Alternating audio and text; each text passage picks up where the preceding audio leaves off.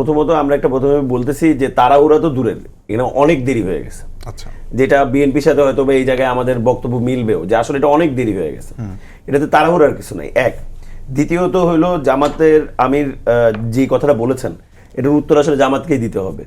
আমরা তো মনে করি না এটার সাথে সকল রাজনৈতিক দলের সাথে কেন বসতে হবে। সকল রাজনৈতিক দল কি এটার সাথে একমত না? সকল রাজনৈতিক দল কি আওয়ামী লীগের বিচার চায় না? নাকি তাদের হয়তোবা তাদের ভিন্ন দৃষ্টিভঙ্গি থাকতে পারে, কিন্তু আবার তারাই মনে হয় আবার সাধুবাদ জানিয়েছে। শুক্রানা প্রোগ্রামও তারা মগবাজারে প্রোগ্রামও করেছে ঘোষণার পরপর। ফলে এরকম দুই রকমের বক্তব্য আসলে এটা জামাতের কেউ হইলে তার জন্য ক্লিয়ার করাটা ইজি হবে। আমি মনে করি না যে, আমি মনে করি না এটা কোনো তাড়াহুড়া হয়েছে। আমরা উল্টা বরঞ্চ মনে করি আরো তাড়াতাড়ি এটা হওয়া দরকার ছিল। এটা সরকারের একদম প্রথম দিককার কাজ ছিল। ফলে সরকার যে প্রথম দিককার কাজটা এটা কেন লেন্দি করলো, কেন এটাকে লেট করলো, সেইটা নিয়ে সরকারের সাথে কথা বলবো।